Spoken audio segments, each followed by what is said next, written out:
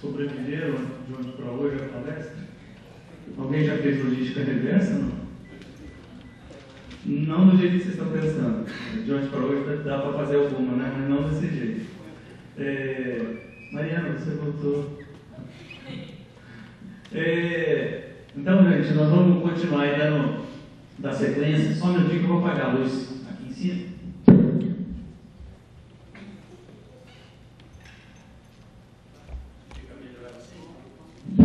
A gente vai dar sequência, então, no trabalho, no estudo que a gente começou ontem a respeito da questão ética aí, né? Mas, para iniciar o dia de hoje, ou esse pedaço da noite de hoje, e ao mesmo tempo terminar a noite de ontem, eu queria mostrar esse vídeo que eu comecei aqui para vocês. Eu não vou falar nada, vocês assistam e tirem as conclusões.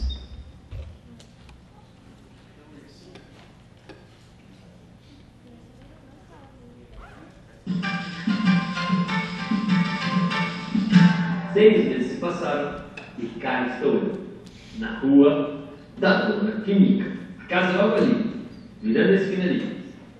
Eu estou morrendo de curiosidade para saber o que aconteceu nessa casa.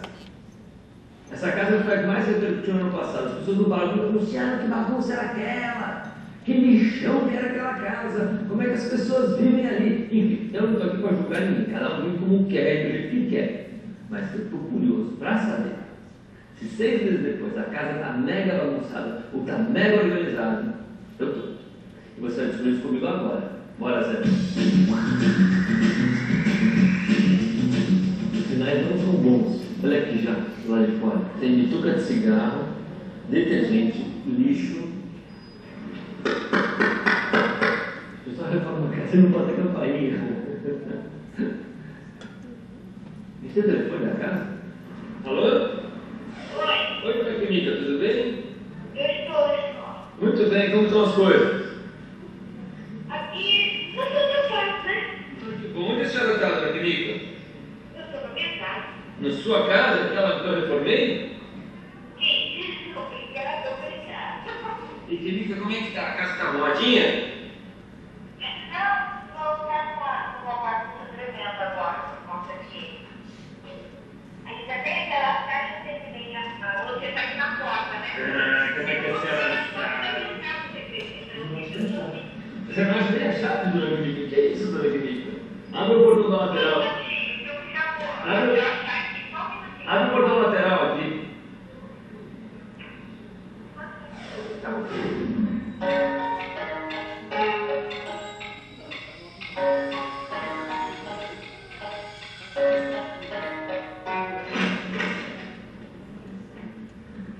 Conseguiu abrir a porta, Dona Química. Que saudade da senhora. Me dá um beijo. Tô com saudade da senhora. Nem vejo a senhora me dar, mas tudo isso foi para achar a chave, Dona Química. A senhora tá bonita, hein? Botou um topete, né? Ficou famosa, arrumou namorado, né? Você é mais bonita. Tudo bem? Todas as coisas. Nós falamos, as pessoas duvidaram que a casa da senhora estava bagunçada. Eu tinha certeza que estava arrumada. Certeza. Você vai mostrar como é que a casa depois de tempo? Não. Me avisou. Mas aí você está assim, tinha graça, né? Você falou não é. É verdade. Quando eu voltar aqui, daqui um ano, vocês juram que vai estar organizado? Vocês juram que vai estar organizado? Prometeu. Posso dar uma olhada pela festa assim, então? Não pode. Só uma aqui assim, ó.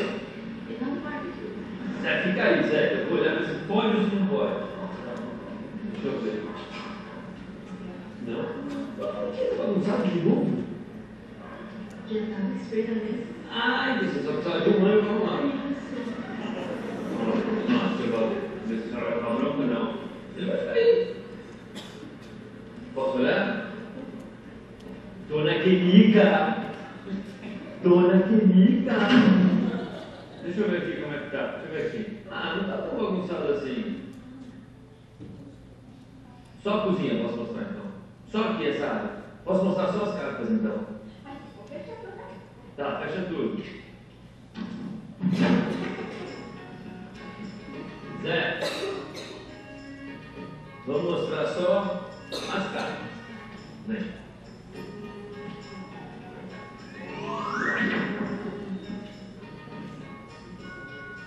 Dona Querida, esqueceram algum lixo aqui fora. Ah, entendi. Ah, do orgânico. Isso aqui é secreto. Ah, vai economizar água. Entendi. Isso aqui era aquele jardinzinho, já lembra o jardinzinho aqui atrás, né? Agora eu vou ver o jardinzinho, pode matar nossas cartas, pelo amor de Deus, né? Ai. Essa decoração nova ficou muito boa, hein? Essas cadeiras aqui japonesas. Olha, as cartas estão vivas. Quem está cuidando dos filhos dos peixes? A senhora? Não posso falar para ninguém, água, está tudo limpo. Eu sempre cago as coisas. Aliás, não. Posso falar, a senhora está de parabéns por arrumar as cartas. Eu já vi que as cartas já estão destruídas. Estou muito feliz em ver as cartas organizadas. Muito bem, a senhora está cuidando mais das cartas do que da senhora mesmo, dona Querida. Eu tô bem, terapia, na verdade. Mas terapia que é cartas? Essa bom mesmo. Porque a casa lá dentro está ótima, hein, dona Querida? Não pode mentir. Ah, mas você vai fazer 6 meses de ambulância. É? Tá bom. Que bom, vamos ver se vai. Vamos ver se vai então. Eu espero a dona Querida que seja um ano. Não é, tá certo?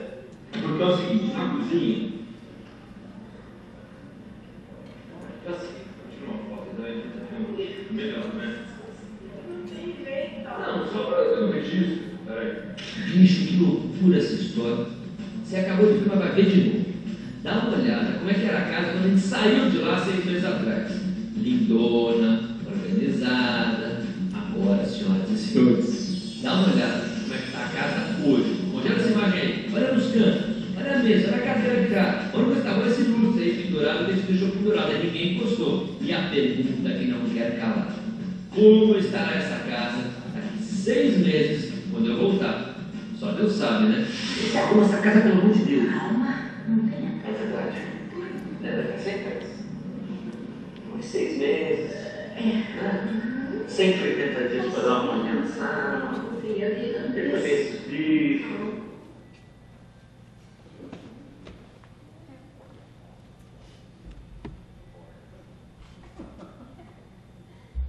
É autoinstrutivo, né? Deu para sacar a questão de resíduo, né? É o que a gente estava comentando ontem, né? Tudo começa com a gente, né? As ações no mundo, elas são feitas a partir do que eu faço, a partir do que eu penso, né? Daí as ações acontecem. Então você vê, a dona Querida ali é o nosso anti-exemplo. Eu não sei se esse programa do Luciano Huck foi atrás, que isso já faz mais de 6 meses, essa filmagem aí, e ele disse que voltaria ao programa depois de 6 meses. Eu, na realidade, eu não pesquisei, eu tirei essas imagens do YouTube e não pesquisei de novo se acaso ele retornou a essa residência aí para fazer uma segunda vistoria para ver como é que está. Mas olhando pelo aspecto da casa e pela própria tranquilidade da dona Querida, é de se supor que não deve ter melhorado muita coisa, se é que melhorou. Se é que não piorou ainda, né? Porque parece que a arrumação não é muito barato da família, né? Ela e as 2 filhas, né? Quer dizer, não é possível que em 3 pessoas, ninguém em 3 pessoas admire a limpeza, né? A organização. A gente estava comentando isso ontem, né? Será que em 3 pessoas não tem um só que goste das coisas organizadas? Né? Então, mas são filhas, né? São acostumadas com a mãe fazendo isso, e filha nem espelho de pai e mãe, né? Foi criado desse jeito, talvez ache normal que as coisas sejam assim. Bom, e aí a gente vai começar então a falar um pouquinho a respeito da questão da ética, né? E hoje o nosso foco, né, o escopo do trabalho está muito mais voltado para a questão laboratorial. E já que o curso, né, envolve exatamente a ética ambiental, nada melhor do que a gente lembrar da ética que o próprio Conselho Regional preconiza quando se fala de ética no trabalho, né? é fundamental aí que o serviço do profissional seja prestado de modo fiel e honesto, tanto para os interessados como para a coletividade, e que venha contribuir sempre que possível para o desenvolvimento dos trabalhos da química e dos seus aspectos de pesquisa, controle e, deixa eu só tirar uma caneta aqui, e engenharia. A química é a ciência que tende a favorecer o progresso da humanidade. Toda ciência acha isso, né? Nós químicos achamos. Tem gente que vai fazer outros cursos, né? Mas quem é da área da química, né, também acha. Desvendando leis naturais, enfim. Uma questão importante é que a tecnologia é missão e obra do profissional da química. Aqui é gente da coletividade que lhe confiou a execução das relevantes atividades que caracterizam e constituem sua profissão. Cabe-lhe o dever de exercer a profissão com exata compreensão de sua responsabilidade, defendendo os interesses que lhe são confiados, atento aos direitos da coletividade, zelando pela distinção e prestígio do grupo profissional. A gente negritou essa parte aqui exatamente porque nós estamos falando dos despejos, e a gente vai falar mais desse despejo daqui um pouco, né? Dos despejos que a gente vê, não só, a gente vai falar um pouco mais de laboratório, mas lembrar que esses despejos têm a ver não só com os laboratórios, mas também, de forma geral, com as indústrias químicas. Alguns de vocês já estão ligados a indústrias de transformação, a indústrias que transformam, que manufaturam produtos e que têm tratamentos de efluente, e tendo tratamento de efluentes, a maioria delas tem seu próprio laboratório de manutenção do dia a dia, de ensaios cotidianos, né? A questão é, o que é que eu faço, ou o que é que eu estou fazendo com os resíduos gerados no meu laboratório? Será que eu sei, será que você sabe, será que o seu patrão sabe do que é certo e do que é errado? Mais ainda, do que diz a lei a respeito do que é certo e do que é errado?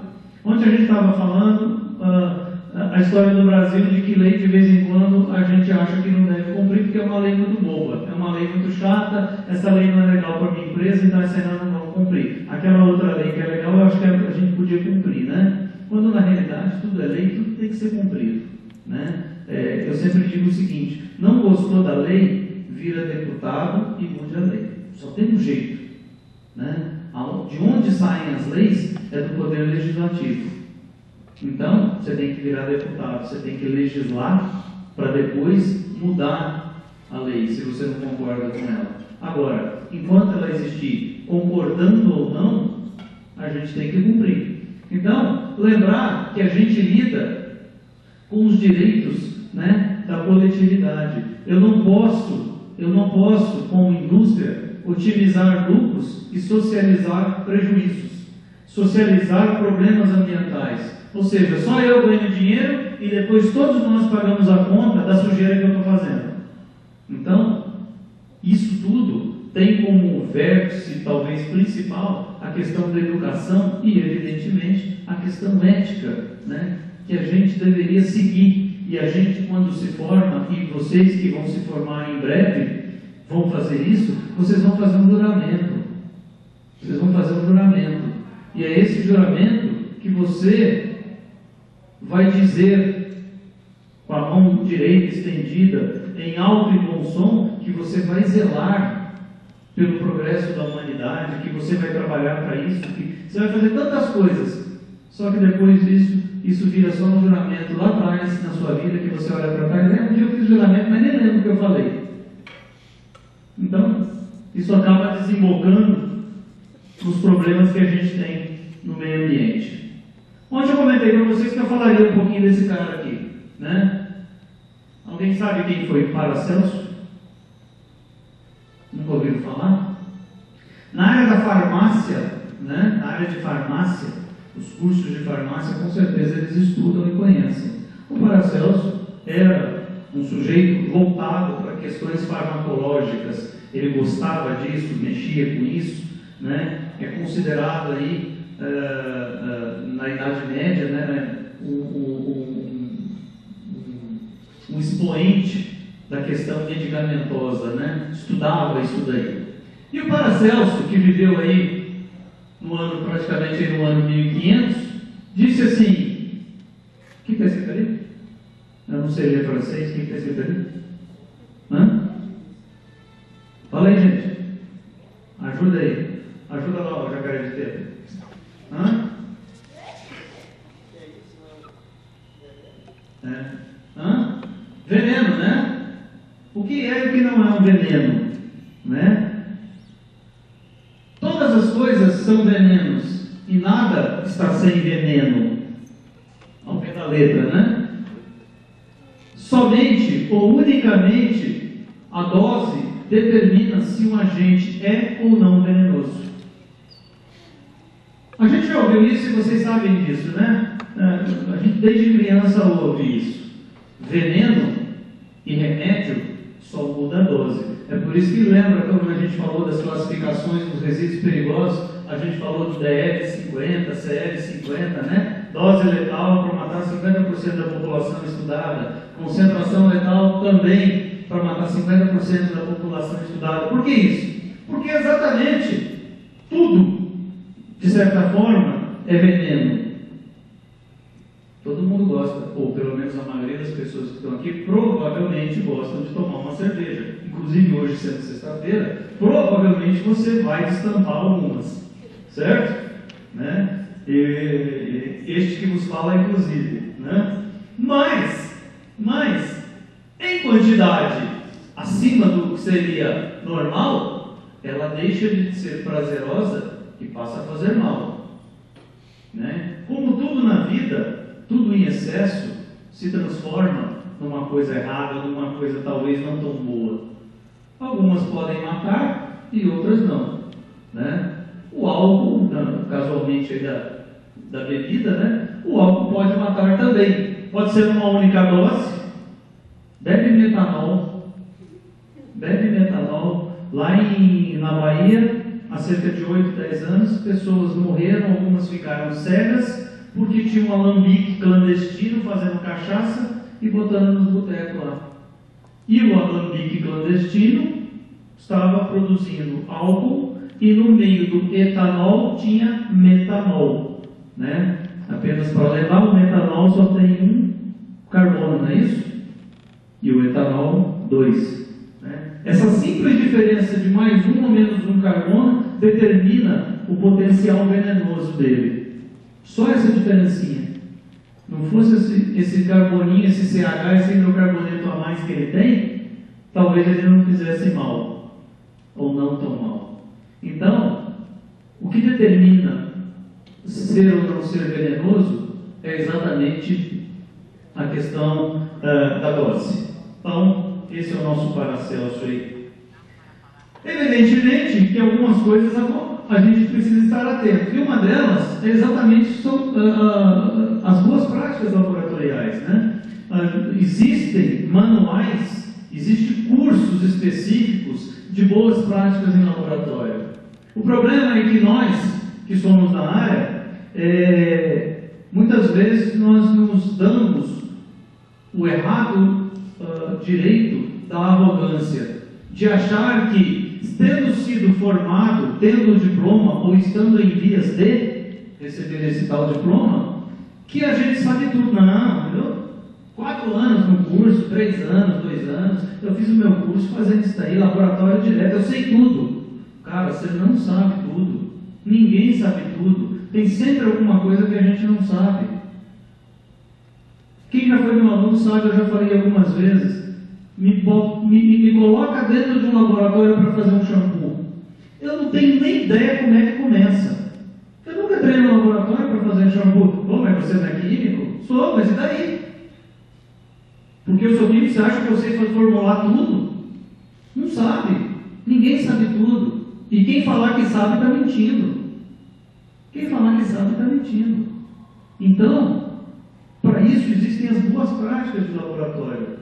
E para você exercer as boas práticas de laboratório, tem todo um conjunto, né, de procedimentos. Criar documentação. No laboratório tem que ter um monte de documentação. Uma das documentações a gente falou ontem. Ficha de informação de segurança de produtos químicos, também chamada vulgo FISPIC, né? A tal ficha é um documento de laboratório, tem que ter lá, porque todo produto químico tem a tal ficha. Não ter a tal ficha é um crime contra você ou contra quem está trabalhando no laboratório, se não for você. Se você é chefe da empresa, um chefe de setor, um chefe de laboratório e não tem FISP lá, saiba que você acaba concorrendo com um acidente sem querer ou com uma situação de gravidade culposa, quando você podia evitar tendo apenas uma FISP lá. Ah, não, mas isso aí é besteira, isso aí a gente sabe o que fazer. Se o cara engolir uma base, a gente dá um ácido para ele, olha que beleza. Corrói tudo aqui, aí depois você joga um ácido que para neutralizar. Né? Então, tem outra coisa, não dá qualquer ácido. Não, tem o sulfúrico aqui, ó, prontinho. Joga no cara. Ácido sulfúrico PA, que é para descer queimando. Né? E aí o cara é tranquilo, como diz as meninas lá, vai matar os vermes, né? Não tenha dúvida que não vai sobrar um verme, né? Inclusive o que bebeu. Né? Bom, planejamento científico e gerencial, né? Tem que ter. Pessoal treinado e capacitado, volto a dizer, ninguém sabe tudo, a gente precisa treinar.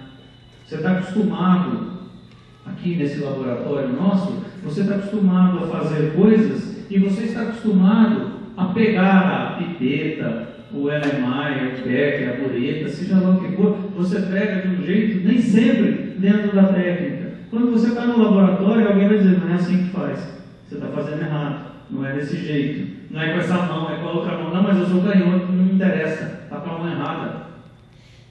Então tem jeito de fazer. Quem trabalha com cromatografia, que tem que injetar produto, né? Você injeta a casa. Quem injeta produto, dependendo da velocidade do dedão, muda todo. Dependendo do ângulo de entrada, se está mais perpendicular, menos perpendicular, se aperta o ângulo da seringa mais ou menos, você muda toda a leitura. Não passa a não ser o mesmo produto. Então tudo isso altera. Então tem técnica, só tem um jeito. Tem que estudar e tem que treinar. Então, não se dê o direito à arrogância, porque é você mesmo que provavelmente vai sofrer com isso. Evidentemente, a gente faz tudo, mas a gente faz onde a gente tem infraestrutura. Não dá para fazer em laboratório chicletinho, araminho, barbantinho. Não dá para amarrar coisinha com barbante, botar um chicletinho para prender. Não, lá no meu carro eu tenho um negócio lá, um macaco lá, a gente usa um macaco no meu carro para subir esse negócio aqui. Esquece. Se você não tem infraestrutura para trabalhar, se você não tem condições de trabalhar, mais uma vez, é você que está sob risco. Porque quem está no laboratório é que está sob risco. O seu chefe está lá fora. Não, mas se eu morrer, ele vai responder pelo crime. Legal, mas você morreu. Né? Não esquece que você morreu. Então não adianta pensar desse jeito. Chefe, eu preciso desse treco aqui. Se eu não tiver isso aqui, não tem jeito de fazer. Não, mas faz uma adaptação. Não dá para adaptar. Por quê? Porque tem metodologia, tem documentação. Algumas empresas têm seus próprios procedimentos. Outras usam um livrão dessa grossura chamado Standard Methods, que diz como é que você faz o ensaio. Então não é você que determina um jeito de fazer, tem jeito para se fazer. Você não vai entrar no laboratório fazendo grandes modificações, você vai entrar no laboratório só fazendo transformações, que alguém vai dizer para você que você deve fazer. Não vai ser muito diferente disso. Motivação e mudança de hábito são coisas que a gente precisa fazer. A dona Quemica é um bom exemplo de hábitos estáticos, né? Não mudou nada. A casa dela era uma porcaria e continua sendo uma porcaria. Como eu disse, creio que ainda seja, embora eu não tenha nenhuma, é uma inferência minha, baseado nos 6 meses que ela não conseguiu arrumar uma casa. Aliás, desculpa, não é arrumar, manter uma casa arrumada, porque ela recebeu arrumada, né? Ela não tinha que arrumar, ela entrou na casa já arrumadinha. E se ela não conseguiu em 6 meses manter, e o Luciano Huck foi muito irônico, sarcástico com ela, né? Falou, 180 dias para arrumar uma sala, né? Mais uns 30 dias para arrumar um quarto, quem sabe você consegue, né? Então, assim, muito provavelmente a casa dela é uma bagunça. É o quê? É mudança de hábito, é motivação. Ninguém vai motivar você. Salário não motiva funcionário. Aliás, tem um estudo. Alguém leu aqui o Monge Executivo? Leu? Mais ou menos? O Monge Executivo tem uma passagem lá no livro em que tem um estudo feito em que se fala da chamada Síndrome de Hawthorne. Hawthorne é uma indústria, uma cidade onde há uma indústria. E nessa indústria eles fizeram um teste com os funcionários que trabalhavam numa área de iluminação razoável. E eles pegaram esses funcionários e os colocaram, melhoraram muito o nível de iluminação. Quando eles melhoraram muito o nível de iluminação, de luminosidade do setor, a produtividade da fábrica aumentou. 3 meses depois, sem que ninguém notasse, eles abaixaram para o nível que tinha.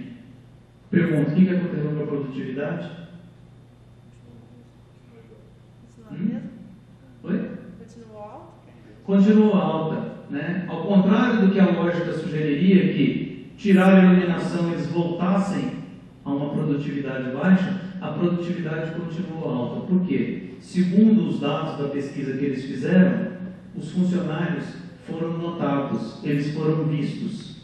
E essa sensação de ter sido visto e notado, alguém se importou com eles, fez com que eles produzissem mais e melhor. Então, essa motivação, ela não foi externa, ela foi interna. E não tem, aliás, salário é o 4º item da motivação. O que mais motiva o funcionário, em 4º lugar, por incrível que pareça, é salário. Tem 3 outros na frente. O primeiro é respeito. O segundo eu não sei se eu vou lembrar os 3 primeiros, mas o segundo, se eu não me engano, é atenção. O primeiro é respeito, o segundo é atenção, e se eu não me engano, o terceiro é saber o que está fazendo e por que está fazendo. Porque muitas vezes você não sabe, te mandam fazer alguma coisa e você simplesmente faz como um robô. Não pergunta, faz e mandaram fazer isso, eu faço. Né? Então, o que entrou em 4º lugar como motivador é salário. E salário é salário.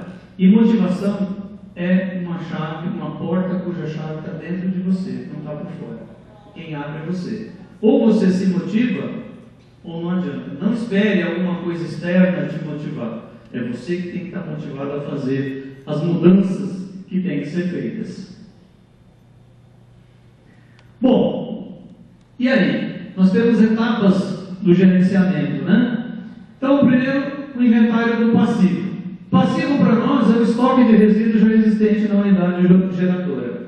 É muito comum a gente visitar laboratório, eu já fiz auditoria em laboratório, e é muito comum você chegar no laboratório e, ao auditar o laboratório, descobrir um caminhão de produto químico vencido, que continua em uso, porque é caro, porque comprou muito, aproveitou uma oferta, porque foi doado por um laboratório e tal, enfim. O número de desculpas para se ter material vencido são muitas. E material vencido para laboratório é igual remédio vencido.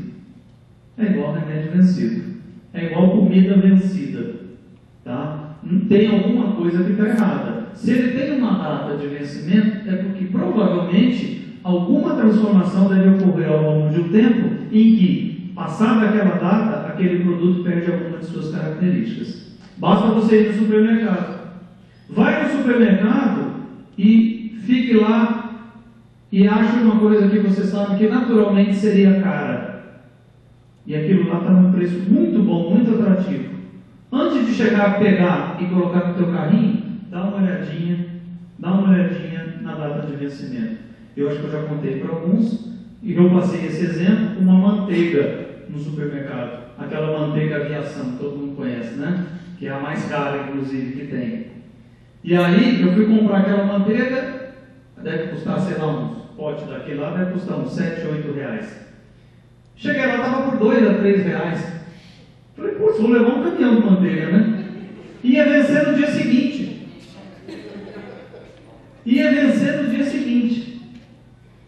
Então, evidentemente que não só eu não levei, como eu fiz plantão para avisar os outros. Estraguei as vendas do Walmart, quebrou. Né? Eu vou quebrar o Walmart com essa informação lá. Fiquei lá perto, assim, toda hora chegava, ó, tá vencida, vai vencer amanhã.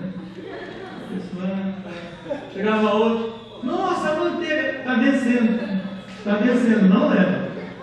Não leva. E estraguei umas vendas lá, estraguei, com certeza.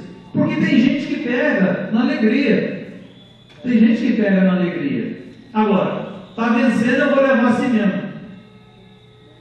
A minha saúde eu garanto. A do meu filho, da minha mulher, eu posso garantir. Agora, a sua, meu amigo, leva e faça a mão pro peito. Não, isso aqui não dá nada não. Tem gente que sempre fala, né? Isso aqui não dá nada não. Então tá bom. Hã? Que não mata vai engordar, né? Então você já viu. Lá no cemitério tem um monte de cara que falava isso. O que não mata engorda. E eles estão lá, pezinho colado. Então, como eu disse para vocês, a gente, fazendo auditoria em laboratório, a gente encontra muito passivo em estoque e passivos vencidos. E, evidentemente, usando uma terminologia da área da qualidade, a gente aplica a famosa não conformidade, não é isso? Ou seja, não atendimento ao requisito. E o requisito é legal. O cara não está fazendo porque tem uma norma, não, ele está fazendo porque é lei. Você não pode trabalhar com produto vencido. O produto vencido tem que ser descartado. Então, passivo. Agora, o que a gente deve fazer ou quais são os problemas, as maiores dificuldades? Rótulos deteriorados ou produtos sem qualquer identificação. Dependendo do produto que se usa, quem pega laboratório aí vê muito isso, às vezes começa a escorrer, você utiliza às vezes aquele produto, verte ele sobre alguma coisa, e na hora que ele o coloca na posição normal, ele escorre. E aí ele escorre para cima do rótulo. Com o tempo aquilo vai ressecando, porque ele vai corroendo o rótulo. E com o tempo, muitas vezes você chega lá e encontra rótulos deteriorados, rótulos que não têm identificação. Ah, mas eu sei o que tem ali. Eu sei, o cara pálida, você sabe, mas não é todo mundo que sabe. E chega um desavisado lá e não souber. A gente quando vai, por exemplo, imagina uma garrafinha dessa aqui, ó, desse jeito. O que tem aqui dentro? Vocês estão pensando que é água, né? Não é, para eu ter coragem de estar aqui com esse microfone é outra coisa que está aqui. Né? Só, né? Isso aqui é a água que passarinho não bebe, né? Estou brincando, que é isso. Mas o que eu quero dizer é o seguinte: você chegar no laboratório e encontrar um frasco desse, cara, é a morte. Você vai fazer o quê? Vai cheirar? Vai beber? Vai experimentar? Não, deixa eu jogar aqui no chão, deixa eu ver o que acontece. Ah, explode, era nitroglicerina, não sabia, explodiu. Pô, não tem jeito. Não tem... Quantas vezes você chega em laboratório e você encontra cena desse tipo? Alguma coisa num rótulo que só quem trabalha com ele. Aí chega um cara para você e fala: não, rapaz, isso daí é uma base que nós fizemos aqui e tal, é uma solução molar aí, é bem fraquinha, tudo tranquilo. Mas você sabia. Só que você não está sozinho no laboratório. E acidentes acontecem, e muitos. Né? Misturas não caracterizadas. Cabe dentro da mesma situação, né? O cara promove misturas de produtos ali e tal, só que depois não caracteriza aquilo ali, não diz o que é, não diz a concentração, não coloca a data que fez. Então fica aquele produto ali marcado. Letra A. Ele sabe, Deus, o que é a letra A. Para nós não tem significação nenhuma, né? E mistura aí com várias fases, né? Também acontece. Quem lembra, para falar em várias fases, só para lembrar daquele perfume não, aquele óleo da Natura, né? Que tem várias, né, densidades diferentes, forma fases diferentes, né? Então, você tem muitas vezes situações desse tipo em laboratório. Não, agita o negócio que dá certo. Deve ter alguma coisa errada, acho que não era para ser assim. Então, são os problemas que a gente tem com relação à questão do passivo. Segundo as normas da BNT, essa aqui vocês conhecem, né? Falamos ontem. Essa daqui, a 12809, se refere a resíduos de serviços de saúde.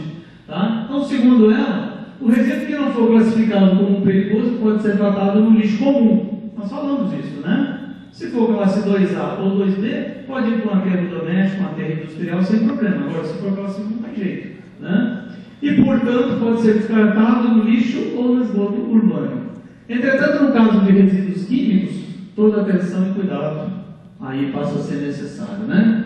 Primeiro, se eu não souber exatamente o que é e o que tem, jamais descartar material, né, em rede de esgoto. Verifique a possibilidade de reciclagem, recuperação, doação. Como assim? Tem produto químico que não serve mais para mim, mas ele está dentro da validade e eu posso doá-lo a um laboratório. Aqui, por exemplo, o curso de farmácia, não sei como é que está hoje. Houve um tempo em que eles pediam doação de remédios para fazer análise para quem tinha remédio vencido ou a vencer, ou ainda cartelas que não iriam mais tomar, porque você pega, por exemplo, uma cartela lá de comprimidos, lá o médico manda você tomar 8 comprimidos e a cartela vem com 10, aí ficava 2. Você não ia tomar mais aqueles 2 e ficava guardando aquilo. E o pessoal da farmácia na época pedia aí, gente, quem tiver esse tipo de situação, faz doação para a gente, porque a gente usa essa medicação aqui no laboratório para fazer análise, para fazer mistura, enfim, por causa das aulas aí da graduação, né? A reciclagem e recuperação é muito útil, principalmente quando a gente tem a questão de resíduos.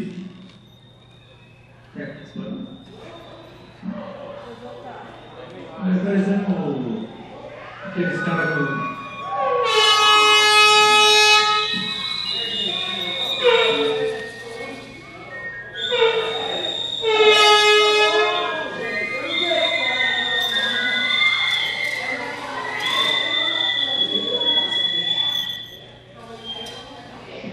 Você é juíza? Está tentando.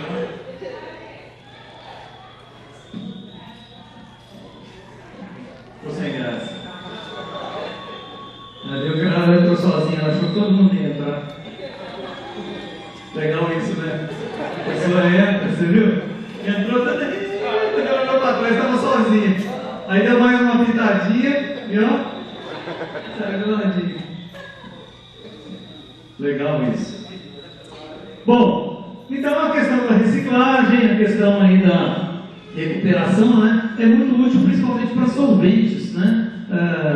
Existem sistemas de rotoevaporação e outros que você consegue recuperar solventes em laboratório e usá-los com uma certa constância, né? Então, precisa a gente ficar atento, porque E outra coisa, né, gente? Hoje tudo envolve grana, dinheiro, então não é pouca coisa. São materiais extremamente caros e não dá às vezes para a gente se dar o luxo de ficar jogando fora. Verdade? Mais um aí? Bom, como é que a gente classifica então esses resíduos, né? Bom, de caros radioativos. Aí no caso dos radioativos, eles são dispostos e descartados conforme a Comissão Nacional de Energia Nuclear. Aí é a chamada CNEM, né? Essa Comissão Nacional, são eles que determinam a forma de radiação, de controle e descarte de materiais com poder radioativo. E aí é uma situação toda especial, felizmente está um pouco distante da gente aqui, esse tipo de situação. Os resíduos contendo patogênicos, né? Ou material bioativo, devem ser tratados segundo normas da vigilância sanitária e ainda a própria norma 12809. Eu já tinha dito isso ontem para vocês. Os resíduos patogênicos, de forma geral, eles devem ser tratados separadamente porque eles precisam ser inicialmente descontaminados. Você não pode pegar resíduos que têm sangue, amputações, pedaços de gente, tudo, e pegar isso e enterrar. Isso não pode ser feito. Isso tem que ser passado por uma câmara de raio ultravioleta e depois de descontaminado, que não vai descontaminar tudo, é lógico, né? Aquilo ali tem um potencial patogênico ofensivo extremamente alto, mas já dá uma amenizada e depois isso vai para a terra. Por que não pode jogar direto na terra? Porque se você jogar direto na terra, dependendo da patogenicidade daquilo ali, o próprio micro-organismo não consegue. Ou pior, porque se você matar um micro-organismo não é bom, mas se você fortificá-lo, é pior ainda. E aí é um risco para a sociedade.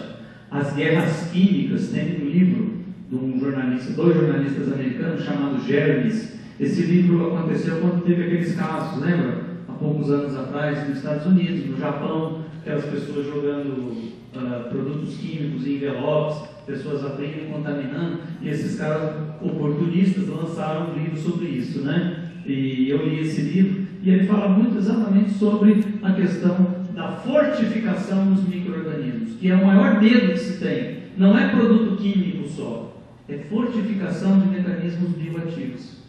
Ou seja, você pegar imagina você pegar um pernilongo e transformá-lo num super pernilongo, com capacidade de resistir a tudo quanto é spray, a tudo quanto é fumacinha, não sei o quê. Como é que mata isso? Só na mão, só na munheca. E se você se contaminar no sangue? Então, hoje, um dos cuidados que se tem com mecanismos bioativos é de você fortificar microestruturas que, em tese, não deveriam ser tão fortificadas. Eles têm que ter, como nós, algumas resistências, mas não todas. Tá certo?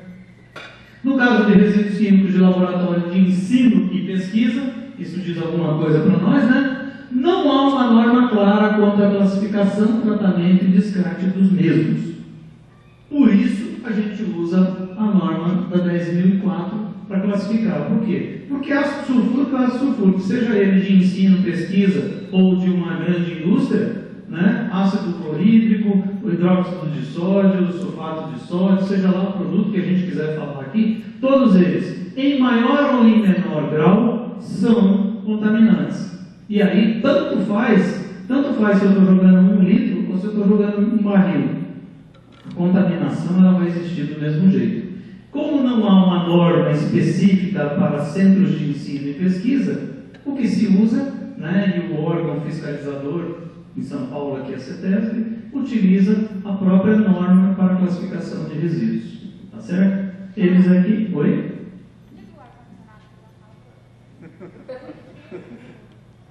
Boa pergunta. Deve ser desligado em algum lugar. Tem um treco aqui, deixa eu ver se é aqui. Você quer um módulo neve? Desliga os dois? Ó, um vale. Vou desligar tudo. Depois eu ligo tudo que eu ligo no módulo neve. Eu vou ligar depois no módulo norte da Noruega. Ele tem ali, um módulo NN. Lá onde o papai tem uma fazendinha, muito bacana. É que eu estou acostumado, porque eu venho desses lugares, né? Não, é enxurrada, essa pobreza aí. Não tem isso aqui. Bom, então, como não tem norma para laboratório, a norma que a gente utiliza, então, é a 10.004. E aí nós vamos falar um pouquinho dos chamados R's, né? Os 3 R's, do reduzir, reciclar, reusar. Então a gente fala um pouquinho disso daí. Comprar primeiro. Como é que a gente reduz a geração de resíduo? Primeiro, comprar só o que é necessário. Segundo, American Chemical Society, bonito esse nome, né? Então, a ACS, né? American Chemical Society, diz o seguinte, ó, produtos não utilizados compõem até 40% do total de resíduos. Isso por quê? Porque acontece aquilo que eu falei. Muitas vezes, a empresa compra na alegria do preço. Não, está em oferta, vamos comprar bastante, tal. Mas não tem nem utilização para aquilo. Muda o foco, muda o assunto, aquele laboratório não mexe mais com aquilo, ou muda a metodologia, descobriu-se uma metodologia mais barata, melhor, e aí aquilo ali acaba sendo ultrapassado. E você fica com aquele passivo ambiental guardado. E muitas vezes você não tem o que fazer. Então a primeira coisa é tentar reduzir. A compra em maior quantidade, né? Comprar muito para ter desconto, é um mito.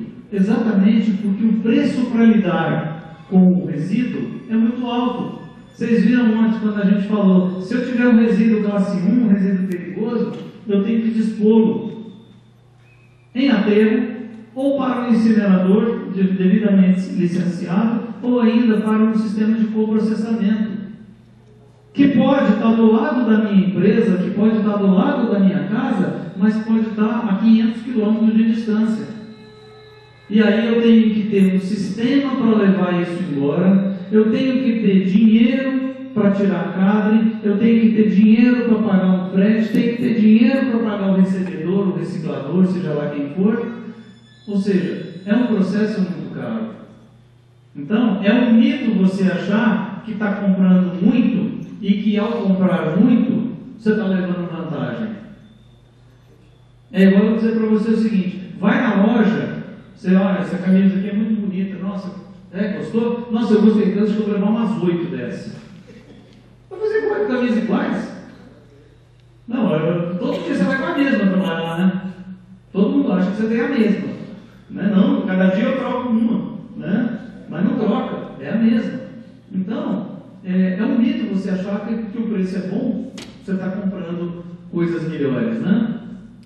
Estratégia: seleção de fornecedor que apoie programas de gestão. Então, a primeira coisa é você descobrir entre os seus fornecedores aqueles que têm sistemas de apoio ao seu laboratório, que tem sistema de gestão do tipo seguinte: olha, material que você não usar, fala com a gente que a gente faz uma, entre aspas aqui, uma logística reversa. Você devolve para mim porque eu consigo encaminhar para outro cliente. O que você me devolver, eu te dou em benefício em outro produto para outro laboratório. Então assim, o que sobrou do seu, os 10 litros que você quer me devolver, eu passo para outro e te dou em outro material que você precisa. Então, há empresas que fazem isso. Ah, mas tem que negociar. Você tem que negociar. Porque sozinho o cara também não vai fazer. Tá certo? Padronização de compras e centralização de compras. Então você precisa padronizar o seu sistema de compras e centralizá-lo. Quem é que faz compra? Para isso, vale a máxima do sistema de gestão que serve para gestão ambiental, gestão de qualidade e gestão de laboratório, que é a tal da matriz de responsabilidade da autoridade. Quem é responsável por fazer o quê? Alguém na empresa tem que ser responsável. Por quê? Cachorro, como é que é a história? Cachorro que tem muito dono, o que acontece com ele? Morre de fome. Todo mundo acha que ele está dando comida para ele e o cachorrinho está lá. Então, centraliza as coisas. Dê nome aos bois. Quem vai fazer o quê? Fulano faz isso, Zezinha que compra, Zezinha que recebe, quem conversa é isso, quem negocia é ciclano. Porque você tem endereço, você tem com quem falar. Você tem com quem falar. É igual você ir no banco pedir alguma coisa. Você quando quer pedir uma coisa no banco, você já notou que as pessoas dizem assim: não, o banco não faz isso? Você já notou? Não existe a pessoa no banco. Você pode conversar com todo mundo, até com o presidente do banco, mas ele diz sempre uma pessoa que não existe. Essa pessoa que não existe se chama o banco. Não, eu queria isso. Não, o banco não tem essa política. Não, mas eu queria desse jeito. Então, o banco não faz desse jeito. Agora, o inverso não é verdadeiro. Quando o banco erra para você, eu sei que eu já tive essa experiência, quando o banco erra para você, eles ligam para você pedindo desculpas e dizendo que a funcionária Mariazinha das Candonga, ela é arrimo de família. E que se eu não puder desculpar o banco, caso eu entrar com uma ação de indenização por dano moral, por constrangimento, seja lá o que for, que a Mariazinha das Candonga vai ser demitida, e ela é arrimo de família. Eles apelam para a tua emoção, eles apelam para o teu coração, mas precise do banco. O banco é o banco, é impessoal, não existe a pessoa. Você fala: já conversei com todo mundo nesse banco. Pois é, a política do banco é essa. Você conversa com todo mundo e ninguém resolve. Essa é a política do banco, né? Então, quando você não sabe com quem falar e você descentraliza o sistema, você cai na esparrela de simplesmente começar a gastar mais dinheiro do que devia, simplesmente porque você não sabe comprar.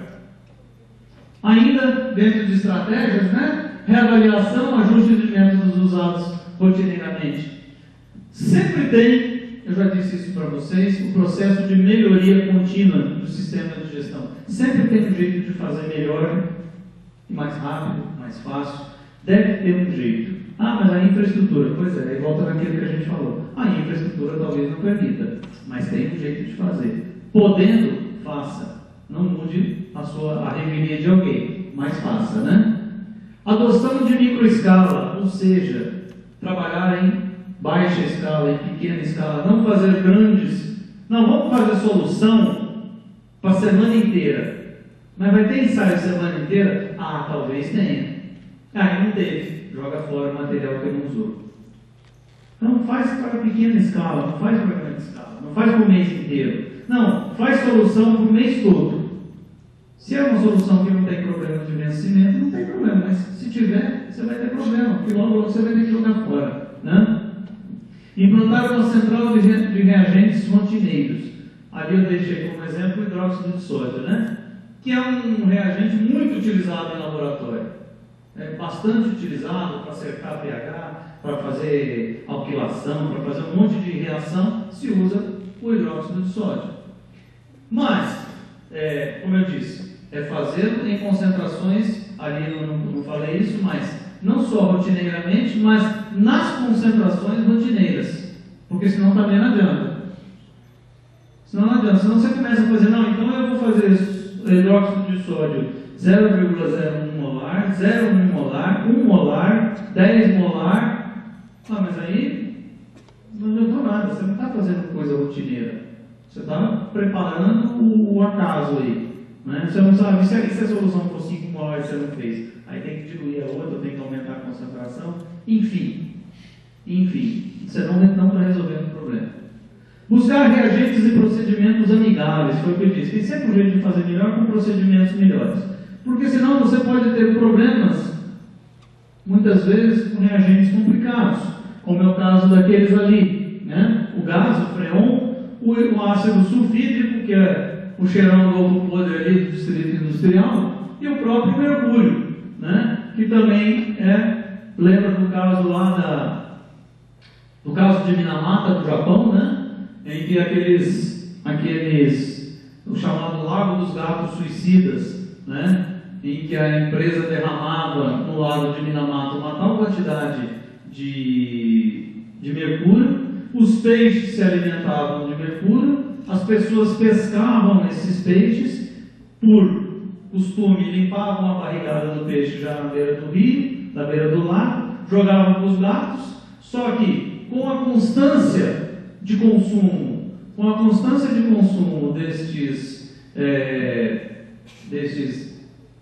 dessa barrigada desses peixes, o que acabou acontecendo? Os gatos começaram a ficar doidão. E eles ficaram tão doidão que eles iam para as pontes e ficavam lá em cima da ponte assim olhando. A hora que o peixinho mexia em cima da água, ele pulava. Retardado, né? Mas o que ele vai fazer? Excesso de mercúrio. O mercúrio é um metal cumulativo, como é o chumbo. Os metais, de forma geral, são cumulativos no nosso organismo. E sendo cumulativos, no caso de chumbo e mercúrio, né, o chumbo causa o saturnismo, né? No caso de chumbo e mercúrio, eles vão para o sistema nervoso central. E ao atingir o sistema nervoso central, sempre alguma coisa desregula. Quer dizer, vai ao cérebro, em primeiro lugar, né? Vai ao cérebro, quem tem, né? Então, vai ao cérebro e desregula as funções cerebrais. A pessoa começa a ter espasmo, começa a ter movimentos involuntários e tal, mas ele começa a perder o senso, a perder a realidade. E ao perder essa realidade, o que acontecia com os gatinhos? A hora que ele via o peixinho, pulava da ponta para pegar um peixe. Por isso, entra no Google lá que você vai ver lá, Lago dos Gatos Suicidas, e vai dar lá a história de Minamata no Japão nos anos 40, 50, 1940 a 1950. Então, são procedimentos pouco amigáveis ali, né? São procedimentos pouco amigáveis. Trabalhar com metais pesados é complicado. É o caso que a gente comenta, fala com alguns alunos aí, a questão das lâmpadas. A maioria das residências, das casas da gente, nós utilizamos, principalmente em cozinha, aquelas lâmpadas de mercúrio, né, de vapor de mercúrio. Aquilo ali é o de metilmercúrio. Uma vez quebrado o treco daquele, Qual é o formato de um gás? O formato de um gás é do recipiente que o contém. Portanto, se o gás vazar na tua cozinha, aonde que ele vai estar? Na cozinha. Ele não vai estar mais num canto ou mais no outro. Ele vai estar na cozinha. E se você estiver na cozinha na hora que essa lâmpada quebrar, provavelmente você vai respirar. Puta, então eu vou ficar doido igual o gato, vou ficar retardado igual o gato. Bom, se você já não é retardado, né, você tem uma chance. Né? Tem uma chance de ficar. Mas, lembra que eu falei, que é acumulativo. Então não fique tranquilo que não vai ser por causa de uma lâmpada quebrada que você respirou o mercúrio, o gás de mercúrio, que você vai ficar doidão da cabeça. Agora, não fique viciado. Não fique viciado. Essa molecadinha que quebra a lâmpada para cerol, não sei o que lá, isso é um perigo. Por sorte, a maioria deles quebra isso em ambiente aberto. Né? Normalmente eles quebram isso no meio do mato, na calçada, enfim, num ambiente mais ventilado, e por isso não tem tanto problema de ele consumir todo aquilo ali. Mas a gente, dentro de casa, uma lâmpada que quebre, você corre o risco sim de ficar aspirando aquele gás, que realmente não é muito legal. Responsabilizar, né, ainda a estratégia, responsabilizar agentes geradores de resíduos. Né? Então, isso, neste caso, serve para o consumidor, né? Serve mais para o consumidor. Eu participei de um trabalho numa cidade próxima à nossa aqui, eu não posso falar cidade porque a empresa é grande e todo mundo vai saber qual é a empresa, né? Mas eu participei de um trabalho numa cidade aqui próxima, em que a cidade houve uma denúncia do consumidor, houve uma denúncia de uma pessoa da rua dizendo que a empresa estava jogando esgoto pela rede de águas pluviais, água de chuva, né? E aí, lá pelo laboratório do Senai, a gente foi visitar essa empresa, e ao chegar na empresa a gente fez uma coleta do material que estava saindo, fizemos a coleta, levamos para o laboratório, e de fato identificamos que tinha material ali de esgoto, né? Que tinha uma grande quantidade de coliformes, muito acima do que estaria um cocô de passarinho, por exemplo. Aquilo ali era de gente mesmo, com certeza tinha material ali. Bom, nós fizemos essa coleta, levamos e dissemos para ele, tem mesmo. Eles já estavam sendo denunciados no Ministério Público, pelo Ministério Público, né? E, portanto, muito provavelmente já iriam responder a processo. Sorte deles na época que isso aconteceu antes da Lei de Crimes Ambientais. Então a lei que servia de base eram as portarias que a CETESB tinha, que eram um pouco mais brandas, né? Não tão brandas, mas um pouco mais. Então conseguiram se safar com alguma destreza dos advogados aí, né? Mas de qualquer forma, salvando ou não salvando, estavam realmente contaminando o meio ambiente. Então muitas vezes é a responsabilização do agente gerador, é a gente que tem que fazer. Nos projetos de pesquisa ou no desenvolvimento, prever verba para disposição de resíduo. Quem trabalha aí na pesquisa, quem está ligado aí com o pessoal da pesquisa, né, é uma coisa que normalmente o pessoal não se liga.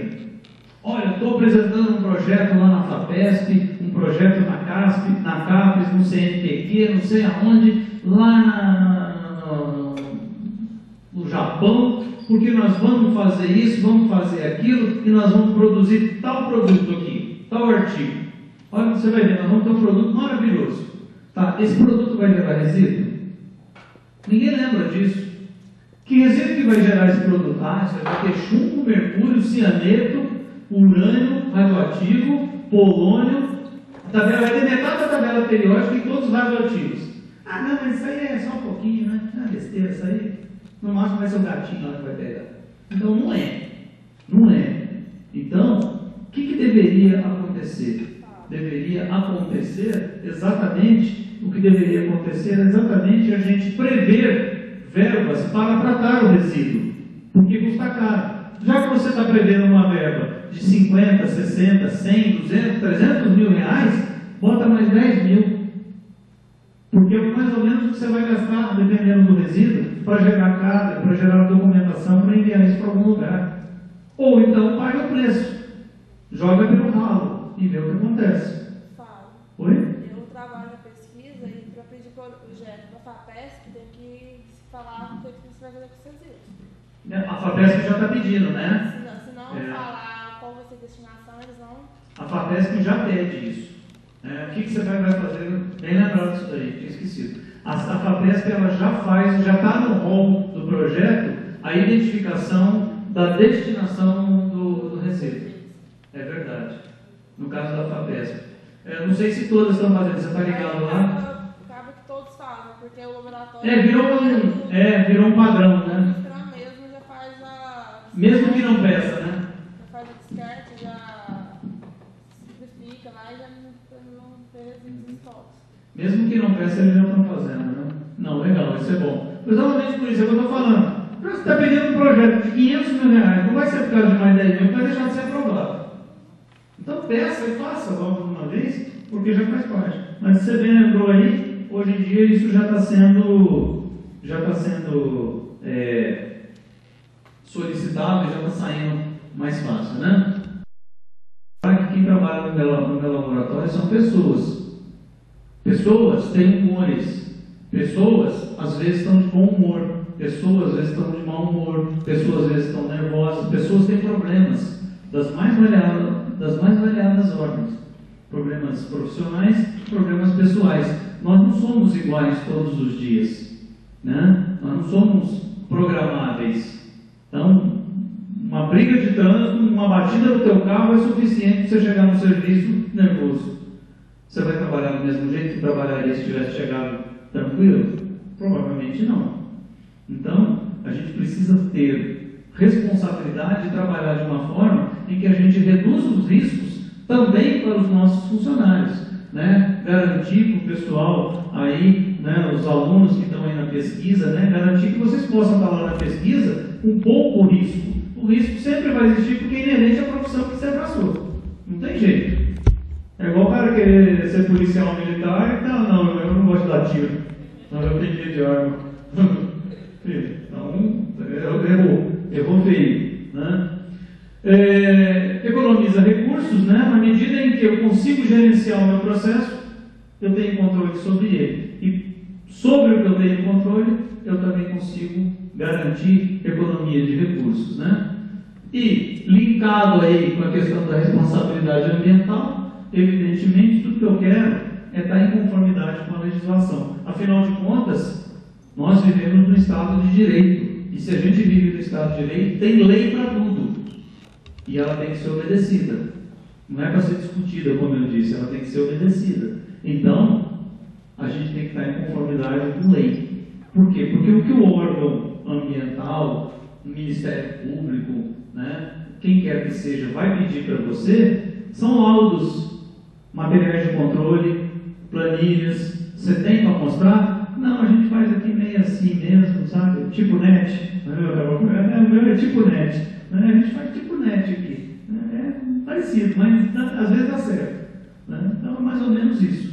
Então não tem mais ou menos porque nós estamos falando de controles. Bom, eu vou dar um tempinho aqui, vamos fazer 5 minutos, porque ontem eu falei 10 virou 30. Vamos fazer 5 para virar só 15? Quem sabe está certo dessa vez? Pode ser? Então tá, vamos dar um tempinho, daqui a pouco a gente retorna. Bom, gente, ó, depois de imagens agradáveis que estavam, né? Agora vamos voltar à nossa humilde realidade. Assista.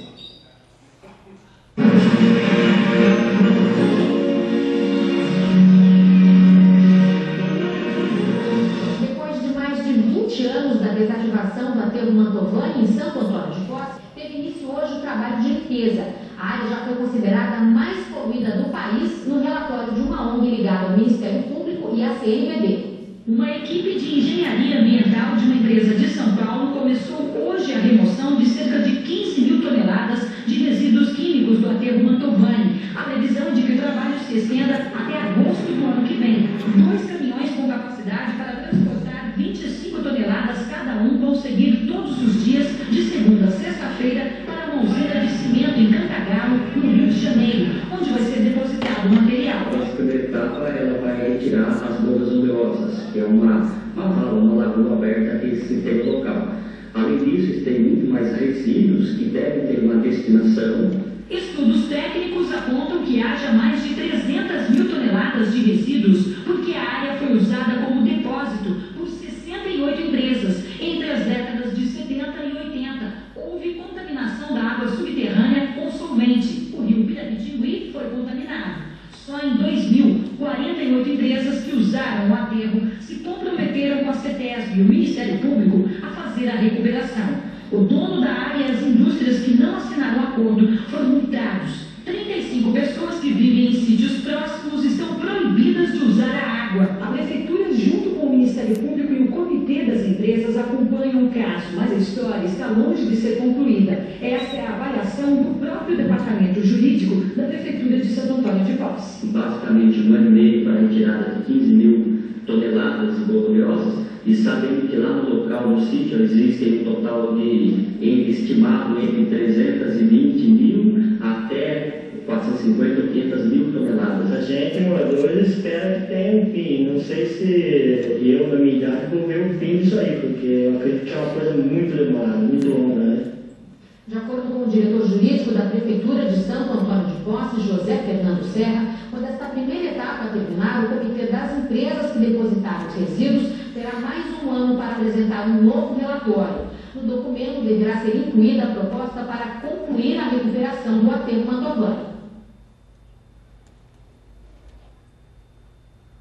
Mais ou menos, então, olha só, mais ou menos 1 ano e meio para coletar 15 mil litros de óleo, produto químico. 15 mil litros. Tem estimados ali cerca de 500 mil. Levaram 1 ano e meio para coletar 15 mil. Ou seja, não resolveu o problema ainda. Sem contar que, mesmo depois de limpo, você tem a parte da recuperação da área degradada. Essa parte de recuperação da área degradada, o ser humano não consegue resolver. Porque aí entra a natureza com a parte dela. E a natureza não tem essa pressa toda que a gente deveria querer, né, que ela tivesse. Então, como disse o entrevistado ali, ele falou assim, eu não sei se eu vou estar vivo para ver essa solução. Se eu conhecesse ele, eu diria, você não vai estar. E eu acho que eu também não, e nem eu acho que nós aqui. Provavelmente nós não vamos estar vivos para ver a solução desse problema, não. Exatamente pela quantidade que tem e pelo problema que se gera depois disso. Então, muito provavelmente todos nós aí vamos ter um problema sério ainda pela frente aí. Voltando a falar um pouquinho ainda dos resíduos, ninguém sai, ninguém entra, minha caneta está aqui. Eu queria pegar minha caneta, né? A gente falou da redução, temos também a questão do reuso, né?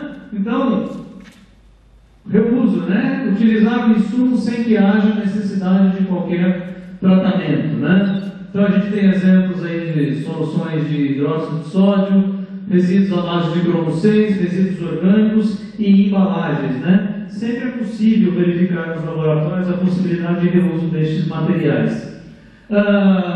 Também a questão da reciclagem, né? Quando eu consigo utilizar o resíduo ou ainda o seu conteúdo energético.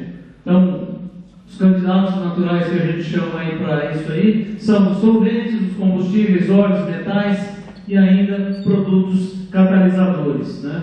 Catalisadores, vocês sabem disso, né? Mas só não custa lembrar, são produtos que aceleram reações químicas sem que delas eles participem, sem se tornar, sem se modificar. Então eles são recuperáveis ao final. Há laboratórios que utilizam sempre, que reutilizam catalisadores. É claro que existe caso e caso. Há casos em que é possível a reutilização. E há casos em que provavelmente você não consegue reutilizar o catalisador. Tá certo? Mas, de qualquer forma, é sempre uma boa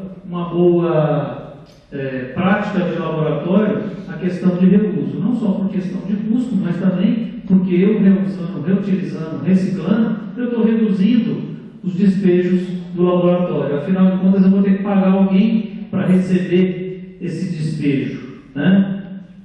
A segregação de resíduos, né? Então, a gente falou desses 3 R's aí, mas a gente ainda tem a maioria do produto, que são os ativos. Quem são os ativos? Aqueles que eu faço diariamente no laboratório, são aqueles que estão lá todos os dias, né? Esses precisam ser segregados para que a gente consiga encaminhá-los, então, para a sua devida destinação. Resíduos aquosos podem ser tratados por processos convencionais ou ainda por processos emergentes, que nós chamamos.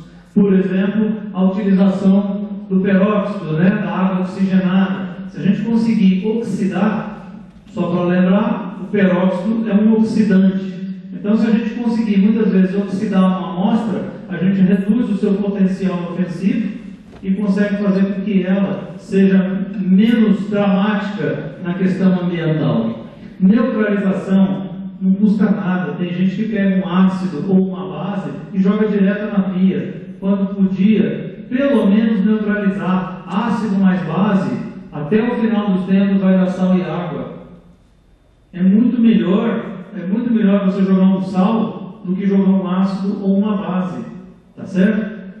Então, e aí você tem a questão do descarte do esgoto, em rede de esgoto, né? Nós temos no estado de São Paulo o decreto 8468, que diz quais são, ele tem o item 18A e o 19A. Um trata da questão do efluente, do resíduo sendo lançado num efluente, e corpos receptores, e também em redes de esgoto. No caso da rede de esgoto, né, eles devem obedecer então aos padrões que estão aqui, que eu não enumerei porque são muitos os padrões a serem obedecidos, mas precisa ser obedecido, né? Solventes orgânicos, como eu disse um pouco antes, eles podem, já que eles têm um potencial energético bastante apreciável algumas vezes, então eles podem ser reaproveitados ou coprocessados, né?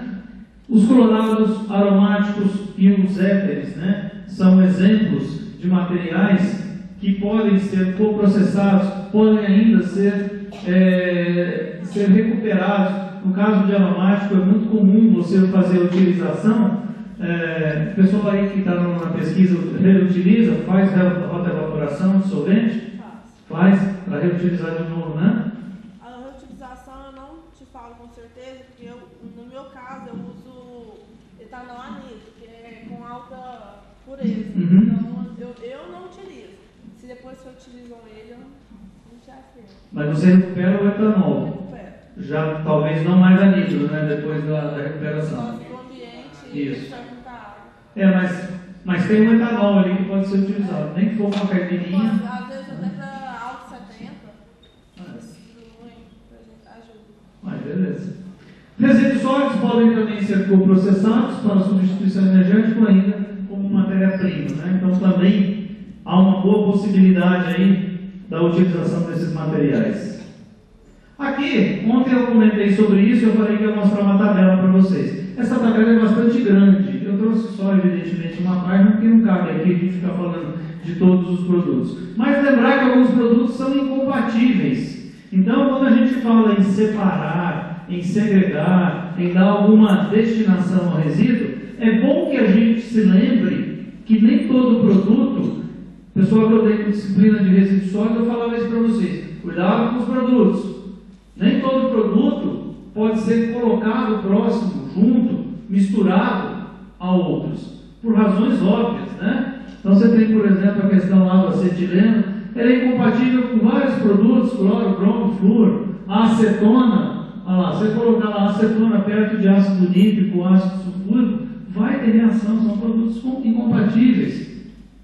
O ácido acético, né, provavelmente vai formar acetato de alguma dessas coisas aí, né, que estão ali. Fluorídrico, então vocês sabem, é o elemento mais eletronegativo da tabela, né, o flúor. Portanto, há uma possibilidade enorme de flúor reagir com um caminhão de coisas, inclusive com a pele humana. E pior, se você vir um dano de flúor na pele humana, você não acredita. A impressão que você tem é que o cara colocou o dedo dele dentro de uma batedeira de como é que chama, de um liquidificador, e aquele negócio arrebentou. Eu não trouxe essa apresentação porque não era foco, mas eu tenho umas imagens de um cara que teve que amputar um pedaço do dedo por causa de um pingo de ácido fluorídrico que caiu no dedo dele. Então, é um negócio muito sério, né? Então, ali, as azidas, os cloros, né? Olha o cloro, quanta coisa o cloro é incompatível. A pergunta é, será que todo mundo sabe disso? Será que todo mundo se pergunta aqui? Você não precisa saber. Você acha que eu sei isso daqui de cor? Claro que eu não sei. Ninguém sabe. Mas, eu sempre digo o seguinte, você não precisa ter todas as respostas, mas você tem que ter as perguntas. Ninguém sabe tudo, mas a pergunta você tem que ter. Se você não perguntar, ninguém está sabendo qual é a sua dúvida. Então assim, ó, escuta, eu vou jogar esse treco aqui fora, esse negócio, esse produto químico aqui, nós vamos jogar no lixo, nós vamos jogar na pia, no ralo da pia. Eu posso jogar? Ó, não pode, porque se você jogar isso, vai reagir com aquilo ali, ó. Ó, isso daqui você não pode colocar naquele tambor ali, dentro daquele área de descarte, que aquilo ali é só para descarte daquele outro negócio ali. Se você colocar esse hidrocarboneto perto disso aqui, vai dar uma reação, que pode, eventualmente, ser uma reação explosiva.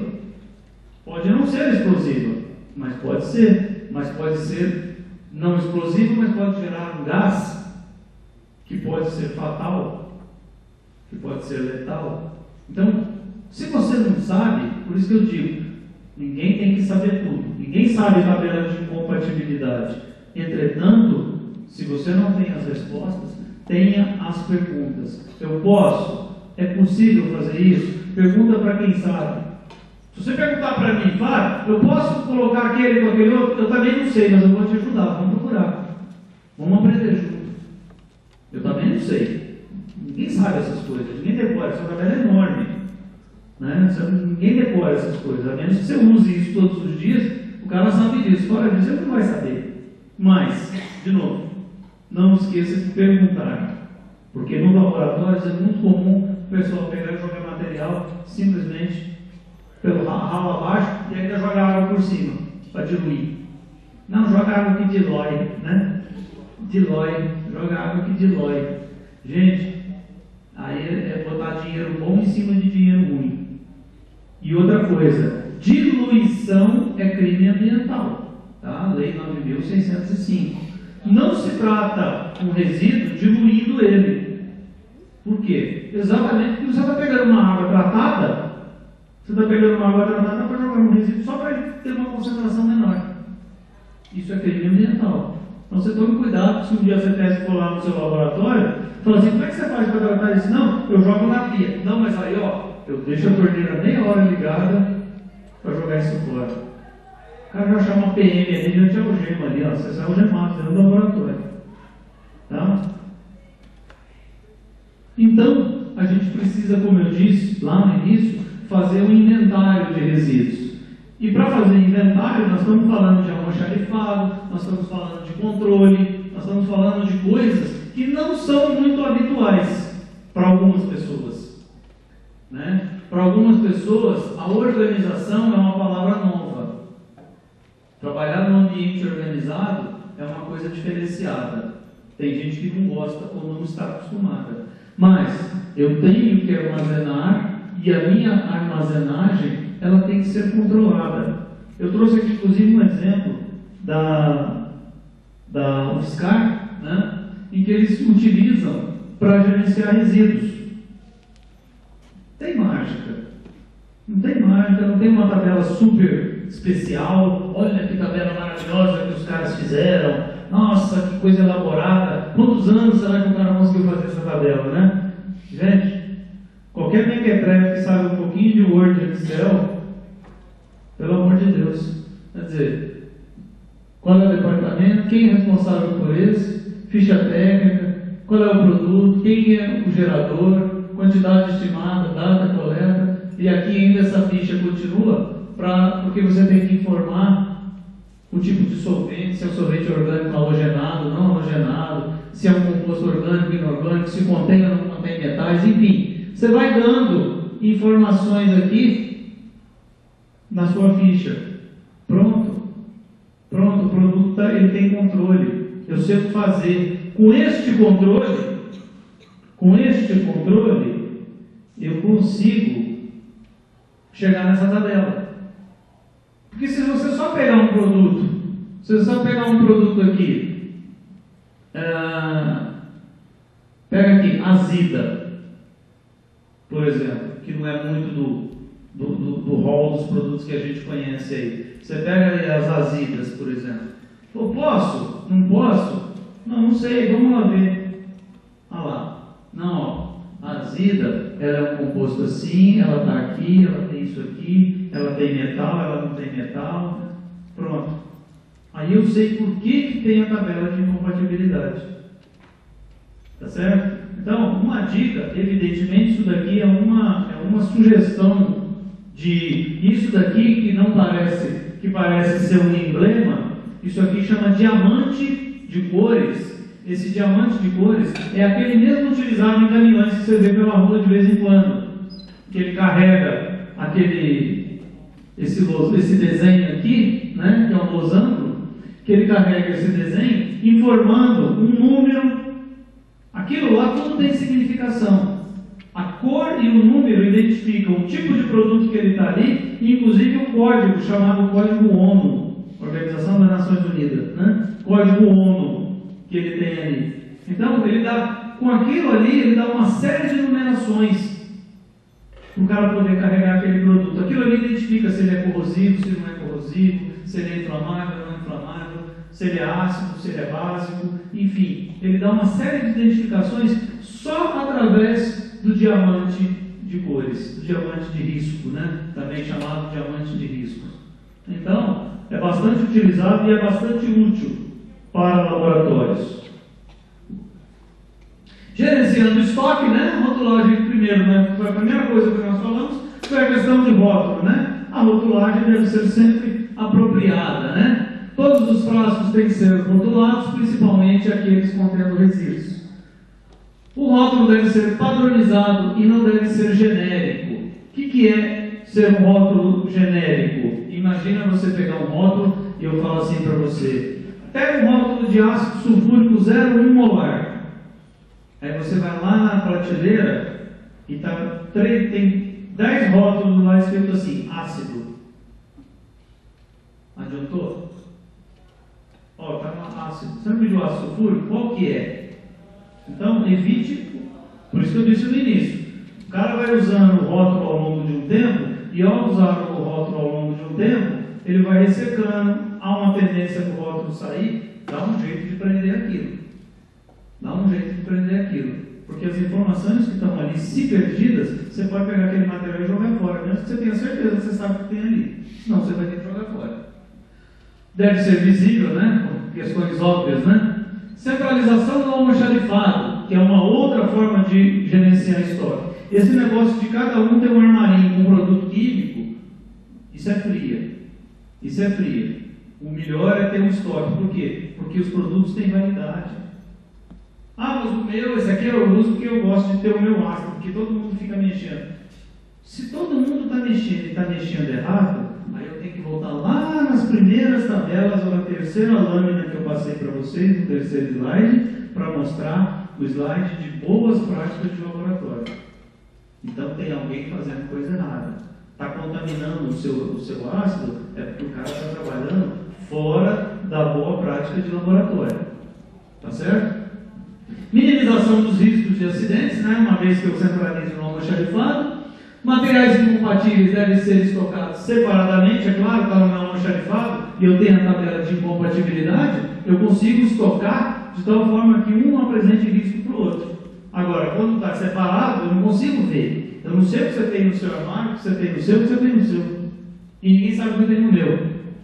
Cuidados com temperatura e ventilação. Você sabe que alguns produtos necessitam ser ventilados ou estar sob ventilação, mas não podem ter, por exemplo, temperaturas muito elevadas. Podem gerar combustão, podem reagir de alguma forma com o ar, tá certo? Então, também é um problema, né? Acesso deve ser restrito, isso é muito importante. Se eu tenho uma área de estoque, se eu tenho um certo almoxarifado, que seja, então o acesso é restrito. Não pode ser casa da mãe Joana. Não pode todo mundo ali abrir portinhola, sair entrando e pegando produto na medida do que precisa. Não é boteco da Rosinha e Borboleta. Já foi no boteco da Rosinha e Borboleta? Lá no boteco da Rosinha e Borboleta, todo mundo entra, todo mundo faz o que quer. Almoxarifado de laboratório não é boteco. Tá certo? E inspeção deve ser rotineira. Eu diria mais do que inspeção, auditoria. Deve ser feita uma auditoria rotineira no laboratório. E a auditoria sem aviso. Diferentemente de um sistema de gestão, essa deve ser não avisada. Qual é a inspeção ou qual é a auditoria que eu faço? Controle de volumes. É controle de volumes. Até porque, nós não comentamos isso, porque é um aspecto técnico de ácidos, bases e outros tantos produtos. Alguns precisam de autorização da Polícia Federal, Ministério do Exército, Polícia Civil, são vistoriados.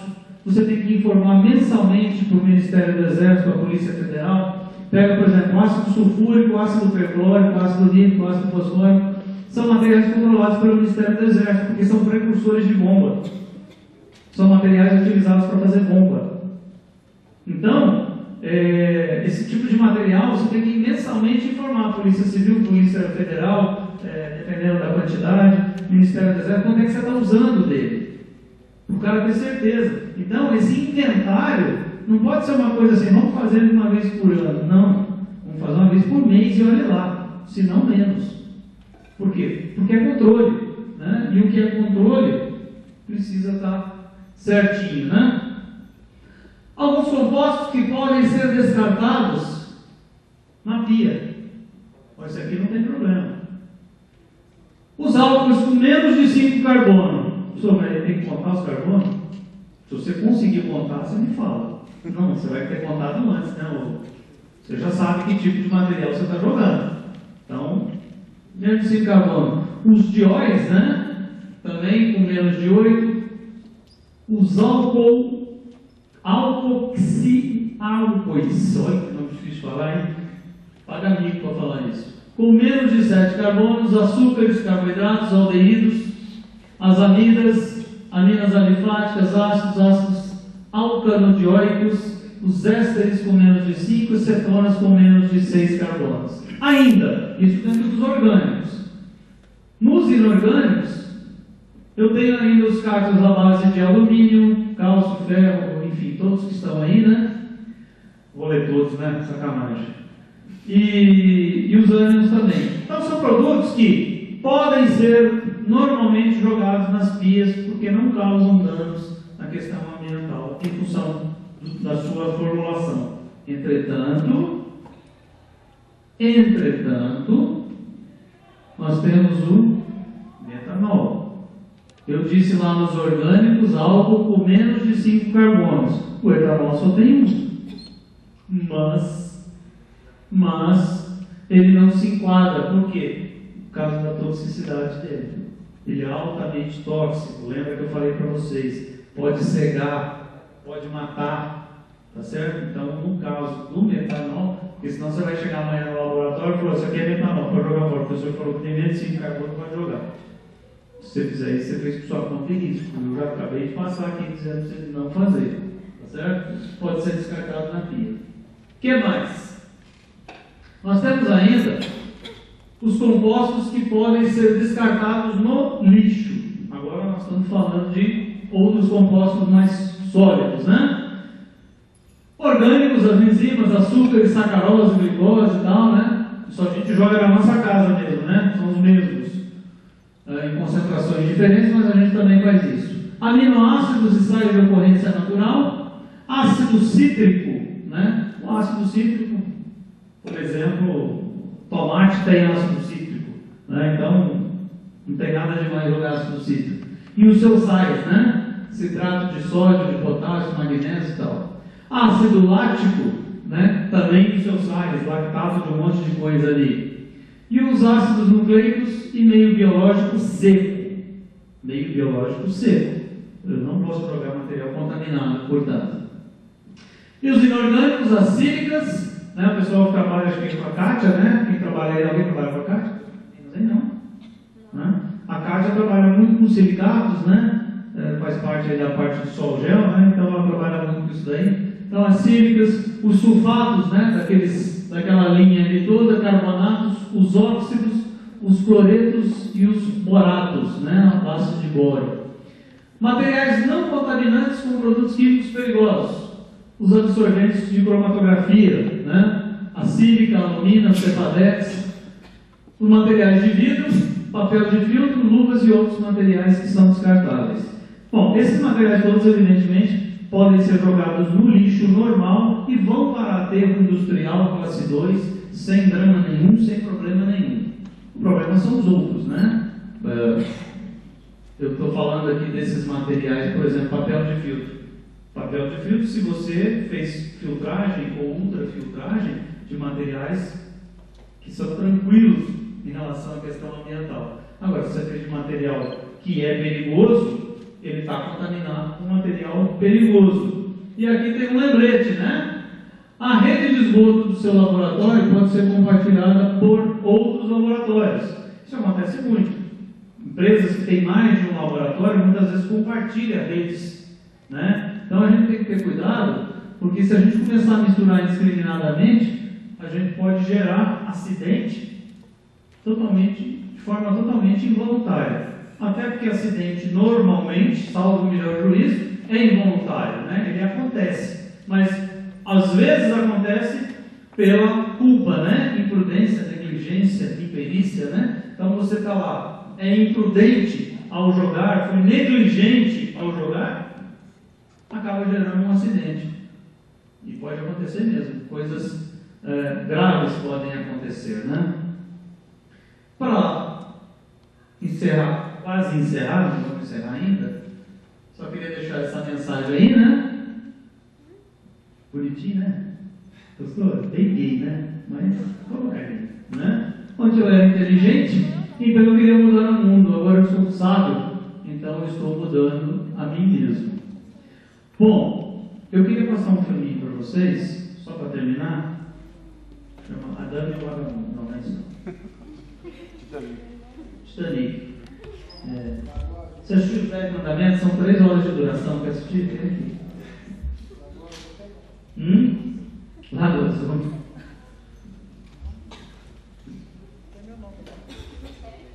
Deixa eu achar o martito aqui que está aqui.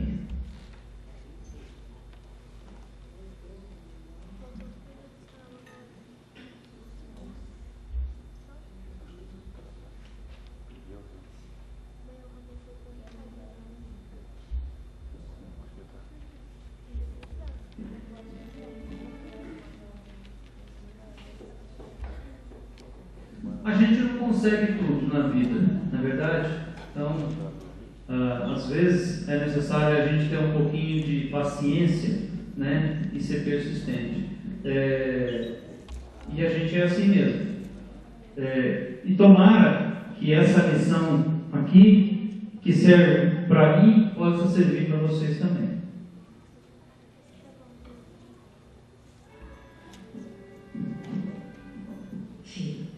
As pessoas não costumam pouco a serem simpáticas com você. Seja paciente e persistente.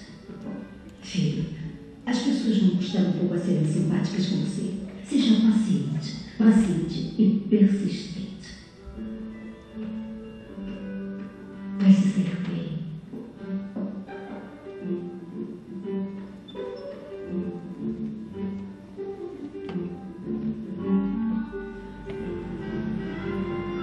E as pastas, elas são pesadas, e muitos dos homens carregam 2 como eles.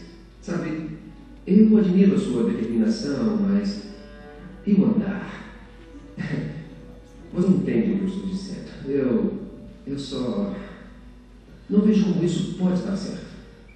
Me desculpe. Obrigado por vir.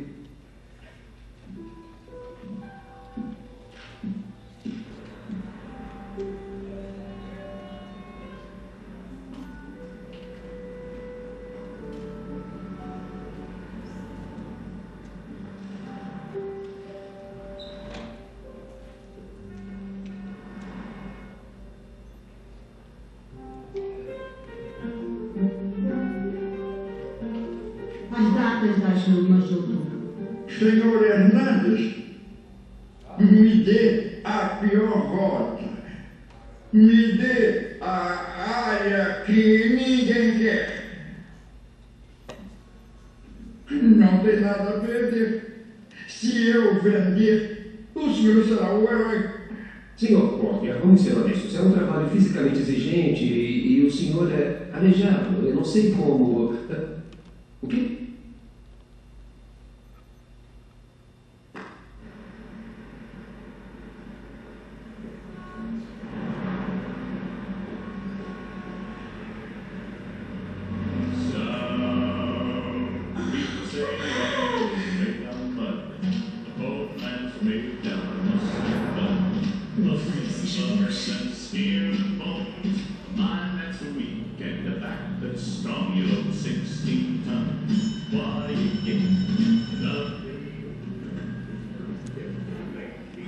Nervoso.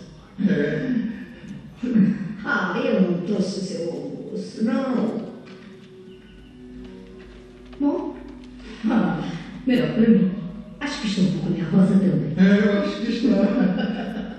Bom, o que está esperando? Que venham a ter um carro? Fazem de sabor. Enquanto você é assim. Está bem. That's my soul, you load 16 tons. What do you get? Another day over and deeper to death. St. Peter, don't you call me 'cause I can't go. I owe my soul to the company store. Você? O melhor produto de nosso catálogo é o extrato de baunilha extra forte. Ele vem em embalagem pequena e média. Eu acho que não.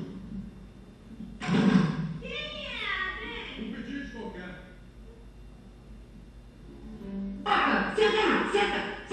Shelly, deixa lá esse cachorro! Ai, meu Deus, por quê? Meu nome é Bill Porter e eu queria ter um momento de sua atenção para mostrar alguns dos ótimos produtos Watson. Eu mandei você vestir as calças. Ah, eu já tive um peixinho chamado Joey. O melhor produto de nosso catálogo é o extrato de baunilha extra forte. Tem pequeno, médio e tem o grande. Obviamente, o grande é mais vantajoso. Olha, eu não preciso de nada, mas eu respeito muito o que está fazendo. Eu gostaria de ajudar você.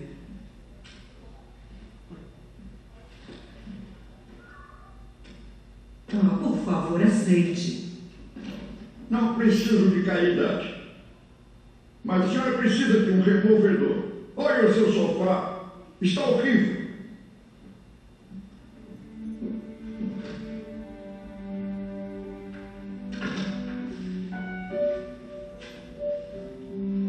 Paciência.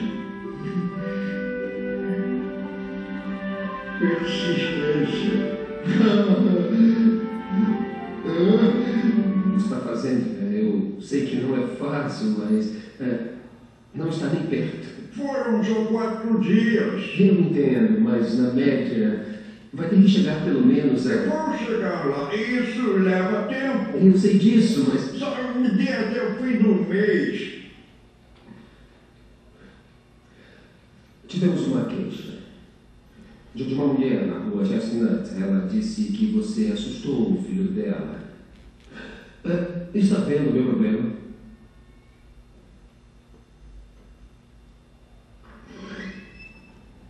Oi, meu nome é Lyle.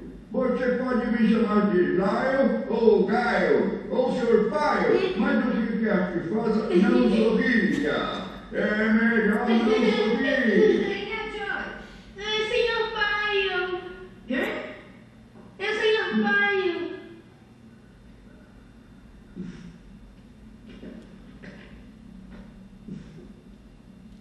Então bem, pode entrar.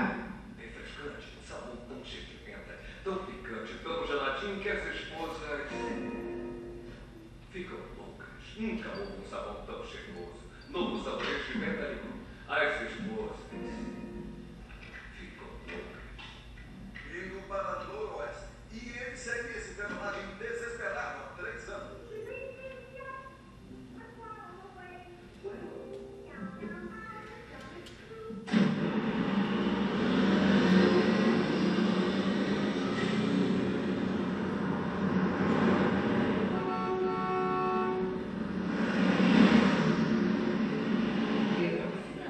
Quero que conheça Bill Porter, Peter Schaefer. Prazer em conhecer. Peter vai ficar no meu lugar.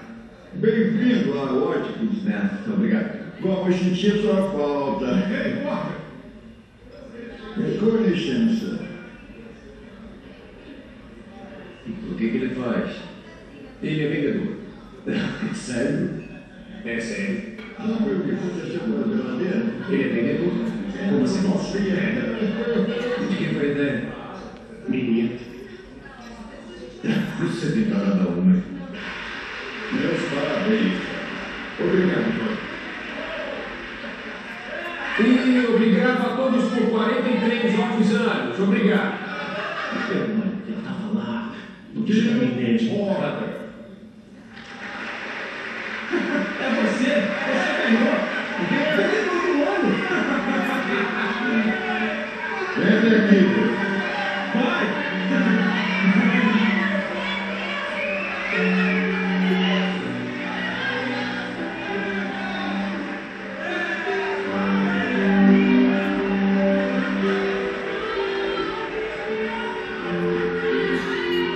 Meus parabéns. Temos muito orgulho de que faça parte de nossa empresa. Esse ano, Bill vendeu um total de $42.460.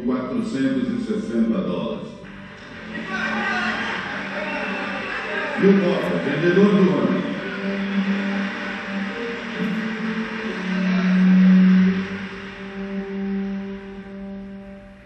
Eu adoro ser vendedor. Meu pai também foi vendedor. Eu queria que ele estivesse aqui. E minha mãe, que me ensinou paciência e persistência. E não permitia que eu me envergonhasse. Queria que ela estivesse aqui. Obrigado.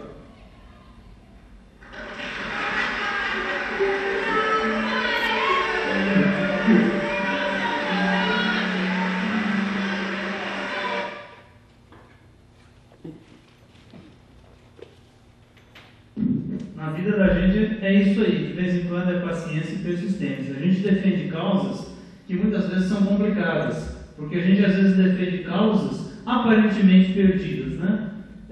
Eu acho que tem um pouco de Bill Porter aí na vida da gente, né? Defender causas ambientais, principalmente nos dias de hoje, virou modismo, né? Não sempre foi assim, infelizmente. E talvez é por isso que a gente esteja no patamar em que a gente está. Então, cabe a mim fazer a minha parte, cabe a vocês também fazerem a parte de vocês. De tudo que a gente falou nesses 2 dias, é o que eu falei, talvez eu gostaria que vocês guardassem o seguinte: a mudança começa em mim. Nada do mundo vai mudar se eu não sair da minha zona de conforto, porque é muito fácil para mim apertar o botão, jogar meu lixinho no lixo aqui, ó, apertar aqui, jogar ali e deixar que alguém pegue. Neste instante tem um monte de gente tratando do lixo que você gerou hoje, de toda a ordem. Do lixo que você largou desde de manhã até agora há pouco, tem alguém que tratou ou vai tratar desse resíduo ainda hoje, enquanto você vai dormir tranquilamente, porque tinha que gerar aquele resíduo, né? Então, eu acho que a mudança começa na gente. Eu não posso fazer tudo, nem vocês, mas um pouquinho a gente pode fazer, né? Então, que fique isso daí para a gente, né? Meio ambiente, limpeza, organização, asseio, trabalhar num ambiente mais legal, tudo isso a gente pode, mas a gente pode a partir da gente e não dos outros. Não espere alguém te falar para você ser organizado. Se organize, se arrume, tá? É para a sua vida. Você não tá... Isso me faz lembrar como criança. A criança vai enganar o pai e a mãe, escova o dente, vai dormir. Para quem que ele está enganando? O dente de quem? Quem que no futuro vai sofrer a dor de dente, né? Mas a criança não entende. Ela precisa ser educada, né? Então, o que a gente precisa para nós não precisamos mais ser educados, nós precisamos fazer com que a nossa educação flua. É isso que a gente precisa, né? Então, é todo dia paciência e persistência. Tá bom, gente? Obrigado, valeu pelos 2 dias aí. Obrigado pela atenção de vocês, tá?